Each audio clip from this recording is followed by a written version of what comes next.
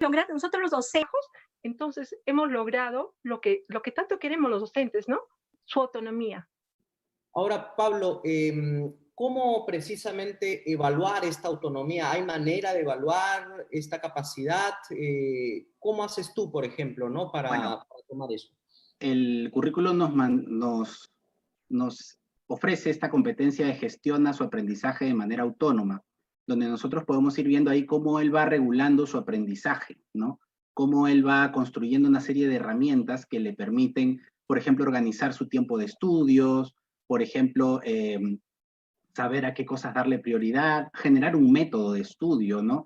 Y ahora más que nunca es súper importante, porque el gran problema que afrontamos es que, lo primero es que muchos de nuestros adolescentes pensaron que al comienzo esto iba a ser solamente 2 semanas, iba a ser un aislamiento corto, entonces muchos como que dijeron, bueno, ya no hago nada, ¿no? Conforme fue pasando el tiempo y se dieron las cosas, como, bueno, ya todos conocemos, pues han tenido que empezar a tomar las riendas del asunto.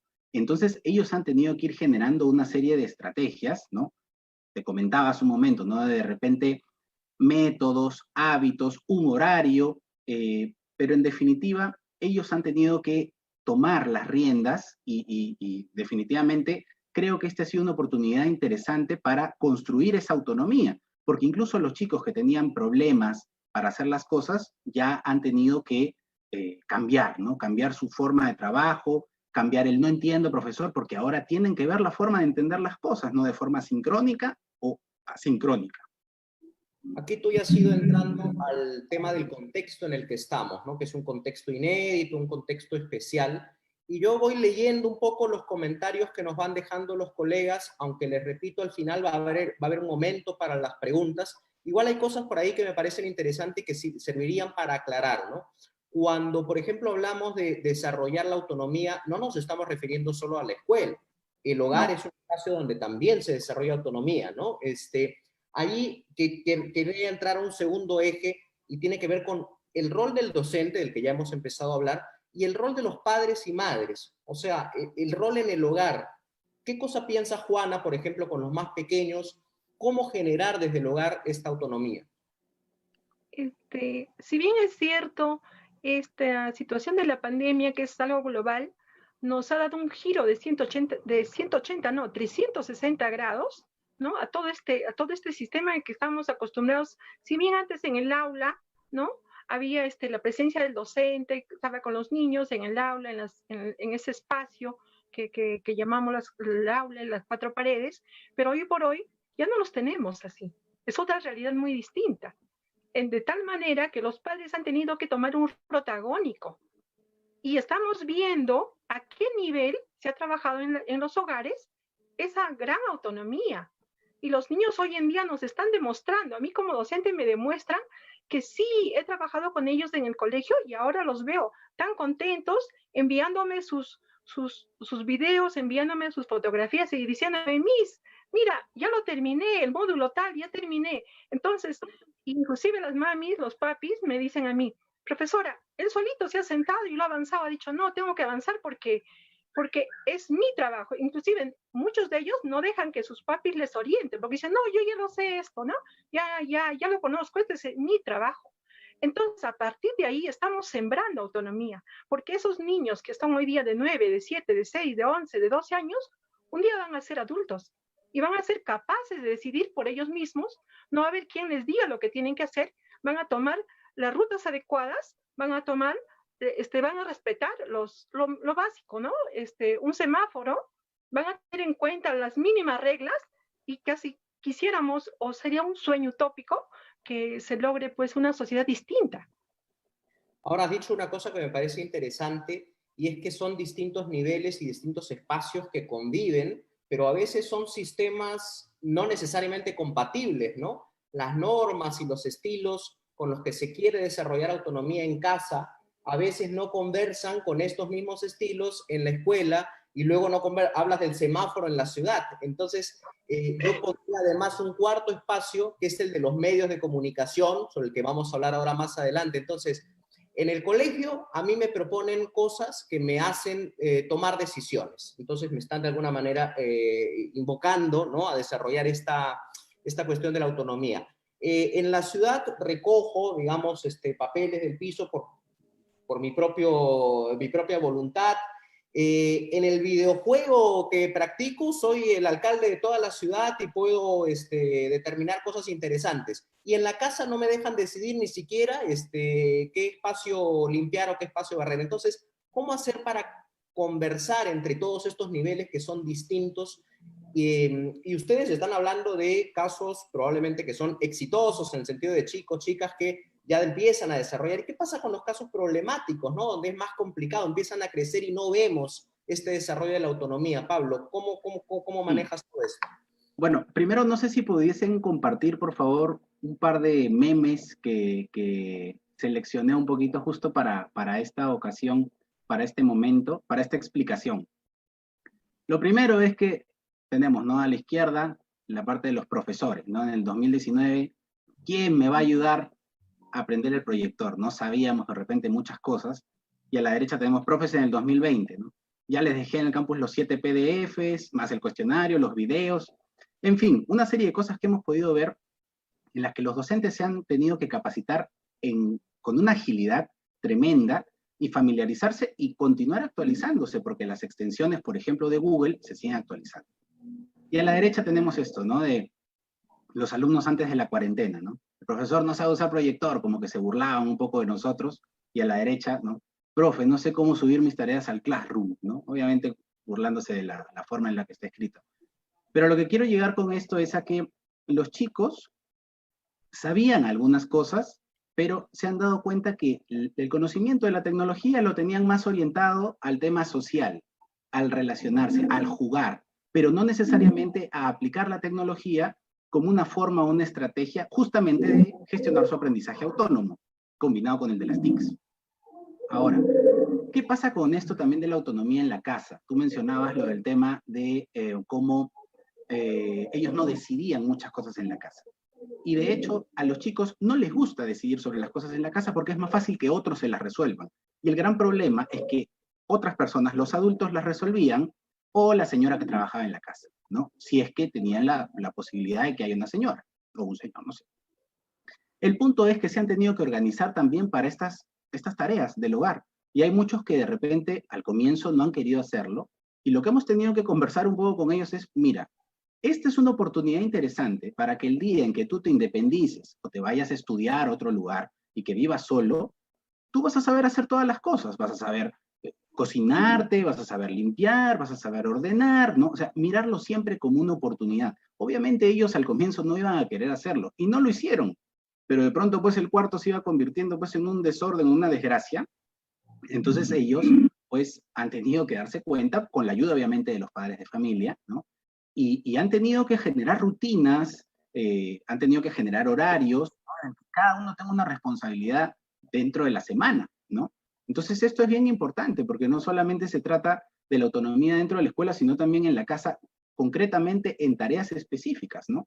Y en el tema, por ejemplo, del horario, el horario no solamente se remite a lo que sucede en la mañana, en las horas de clase, sino también en la tarde a qué cosas es las que quieren hacer. Porque si vas a estar en tu casa, puedes, por ejemplo, aprovechar los miles de tutoriales que hay para hacer ejercicios, para aprender un instrumento musical. O sea, ahora ellos tienen la información al alcance de la mano, simplemente que no sabían utilizarla. Ahora lo están distribuyendo mejor. Cuentas, Juana, como experiencia exitosa de tus alumnos que te envían un mensaje diciendo yo solo lo hice. ¿Cómo planificas tú para la autonomía? O sea, ¿qué tipo de planificación, qué tipo de diseño realizas? Mire, específicamente, Julito, en la motivación es el papel especial que tiene el docente porque lo tiene que hacer sentir al niño o llevarlo a entender que él es el protagonista de este film, que es su vida. Entonces, al momento que él determina o se da cuenta que él es el protagonista, que él tiene el papel principal, los demás, los docentes, los padres de familia, los hermanos, los tíos, son los actores de reparto, pero él es el protagonista.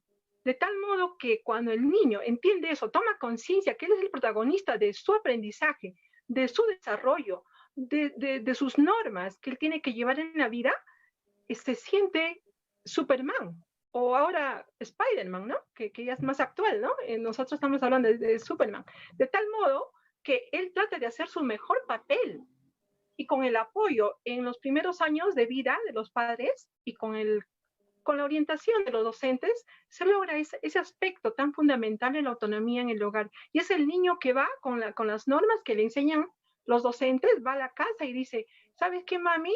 Mi maestra o mi maestro me dijo esto, ¿no? Me recomendó esto, o me dijo que debo de llenar en un tacho los desperdicios que son reciclables y en el otro que no. Es ese mundo del niño que lleva también del colegio a la casa, y qué maravilla, porque él está logrando su autonomía y también está informando a su hogar.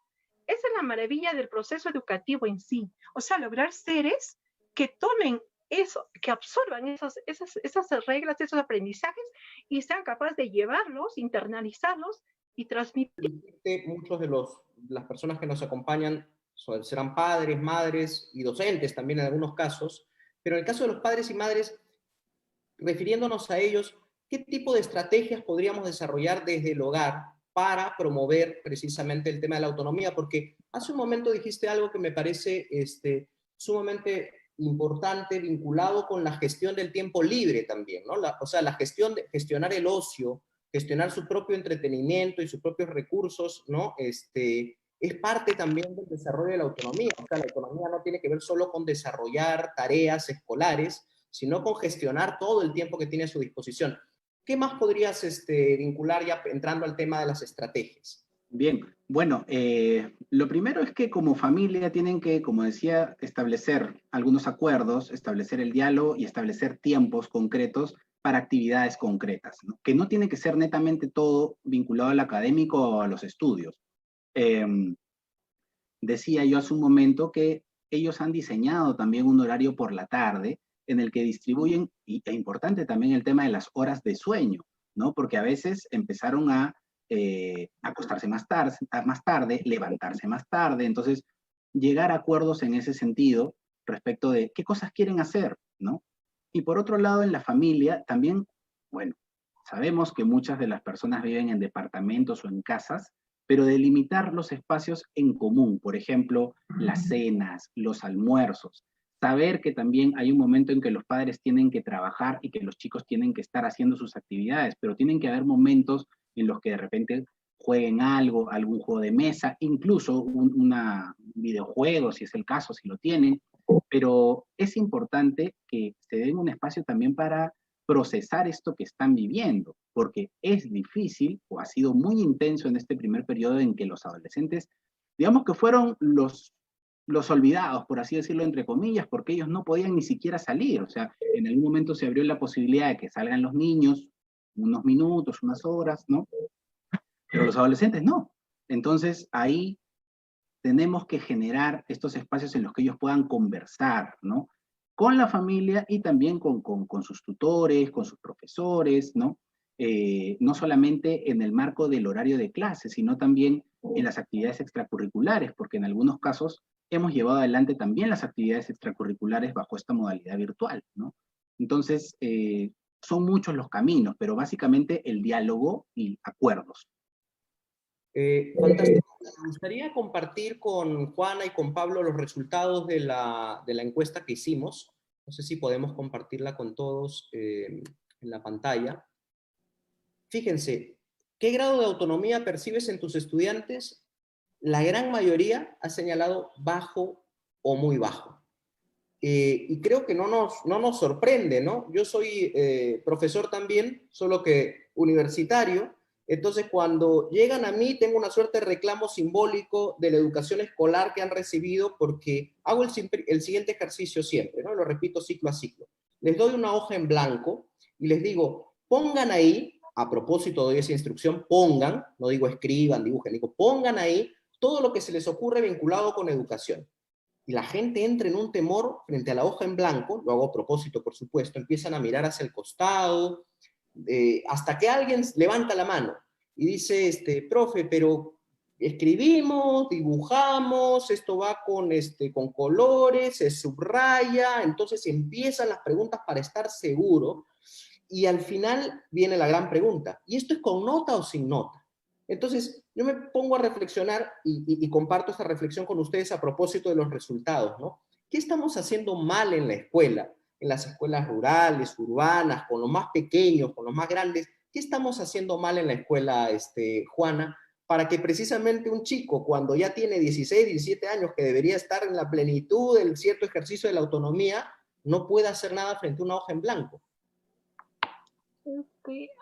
Actualmente hay normas y esto comparto con la gran mayoría de mis colegas, que nos van poniendo cortapisas a nuestro desarrollo como docentes, porque hay normas muy específicas, los derechos del niño específicamente, ¿no? En el que Perú se suscribió ya en el año 79, digo 89, entonces, en toda esta situación, hay imposibilidad de indicarles cosas, de poder sugerirles algo o de pedirles algo, de tal manera que yo siento que mis colegas también se sienten un poco cortos para poder trabajar ese aspecto en los niños. Estamos más abocados hacia lo otro, ¿no? El cumplimiento de las competencias, de las capacidades, de los empeños.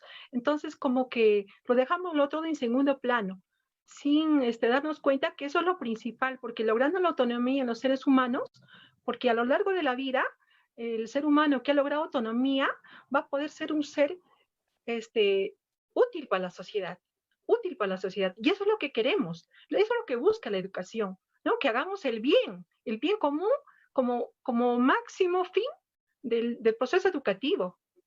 Ahora, tú dices una cosa, Juana, me parece muy relevante. Cuando hablamos de autonomía, también deberíamos hablar de autonomía de los docentes, que muchas veces estamos hasta aquí de cuestiones administrativas, burocráticas, de tener que llenar también nosotros mismos papeles y no se confía necesariamente en nosotros como profesionales que podemos diseñar y proponer procesos de desarrollo de autonomía.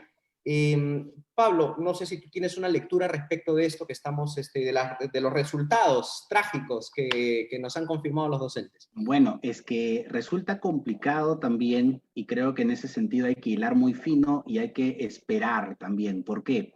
Porque venimos de una tendencia en los padres de familia, por ejemplo, de protegerlos demasiado y resolverles mucho la vida, ¿no? Y a veces también eso sucede con los docentes, que les resolvemos mucho las cosas. Pero ahora todos estamos embarcados en lo mismo, es decir, en ir aprendiendo, en ir desarrollándonos, en entender mejor la autonomía, los chicos, ¿no? En esto de, yo tengo el caso de un muchacho que toda su vida le decían una cosa y no entiendo, tenía muchos problemas, tenía un montón de profesores que, o sea, me refiero a estos profesores de apoyo por la tarde, no solamente dentro del colegio. Y bueno, cuando empezó todo esto, él ha tenido que dar un giro porque ya no contaba con que los amigos lo iban a ayudar o con que los profesores de extracurriculares o que contrataba por ahí, y él ha tenido que resolver, ya ha tenido que cambiar y ha dado un giro impresionante porque ha tenido que tomar las riendas de. Yo creo que en este sentido, tiempo al tiempo, o sea, ha pasado que medio año. Esto de la autonomía, lo que ha sucedido es una oportunidad interesante.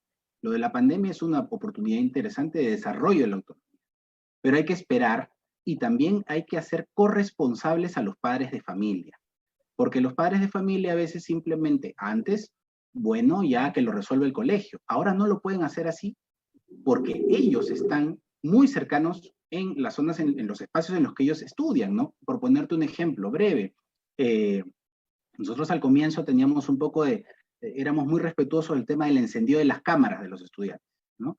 Entonces, bueno, algunos las encendían, otros no. Hasta que llegó un punto en que dijimos, ¿sabes qué? Tienen que encenderlas porque no sabemos qué está pasando al otro lado. Y los primeros en que respaldaron esta idea fueron los padres de familia, porque decían, no, tienen que prender las cámaras porque tienen que alistarse, qué sé yo. Entonces, ¿cuál fue la respuesta un poco de parte nuestra? Bueno, les pedimos también que ustedes garanticen las condiciones, porque ¿por qué los chicos no prenden las cámaras? Porque de repente no se han bañado, tienen el cuarto desordenado.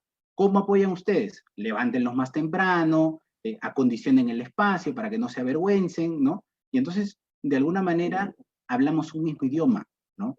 Entonces ya se llegan a soluciones un poquito más prácticas. Preguntas y comentarios que nos han hecho los colegas que están conectados Somos más de 900 desde todas partes del país, por lo menos en el Zoom. Seguramente en el Facebook también hay una cantidad similar. Hay muchas preguntas vinculadas al tema de la evaluación, del acompañamiento, ¿no? ¿Existen instrumentos que ustedes utilicen o que hayan diseñado para evaluar o acompañar el proceso de desarrollo de autonomía? Porque cierto es que la autonomía está en el papel, sí, hay una competencia que incluso es transversal, ¿no? Pero también es cierto que cada uno tiene una experiencia distinta, incluso hay docentes que lo desarrollan con mucha fuerza, otros en menor nivel pensando que es el del costado el que está haciendo eso. ¿Qué hacen ustedes, Juana? ¿Cómo en niños pequeños trabajas el tema de la evaluación de la autonomía y también cómo informas a los padres respecto de ese desarrollo en el caso de sus hijos, ¿no? ¿Cómo los pueden ayudar también? Bueno, en educación primaria lo que más se trabaja es la parte de la lista de cotejo, ¿no? Y específicamente con ellos mismos, porque ellos son los que tienen que ir viendo y corroborando si en tiempo real, ¿no? Si están trabajando, si están realizando esa actividad, si realmente ellos lo están haciendo, porque como decía Pablo, pues antes o en esta ocasión que se ha dado la pandemia, no es que el papá le desarrolle la tarea, no es que la mamá le haga el deber, porque ahí estamos confundiendo los roles. El niño es el protagonista, eso es lo que tenemos que entender, porque si hacemos las cosas por él, nunca lo vamos a dejar que sea autónomo. Entonces, en ese aspecto, ¿no? Trabajando en la lista de cotejo, vemos si cumplió una actividad, si la hizo a un tiempo tal o a mayor tiempo o menor tiempo, de tal manera que con ese documento también él se va dando cuenta dónde tiene que corregir o dónde tiene que mejorar, ¿no?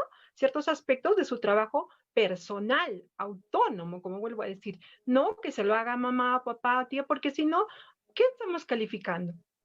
¿No? Estamos calificando el trabajo del otro y el niño dice, ah, no, pero eso no es trabajo mío, lo hizo mi papi, lo hizo mi mami, y pienso que en ese aspecto, ¿no? Trabajando con esta parte de la evaluación formativa que tanto hablamos, es la autoevaluación del niño la que va a lograr su autonomía. Totalmente de acuerdo, Juana, y además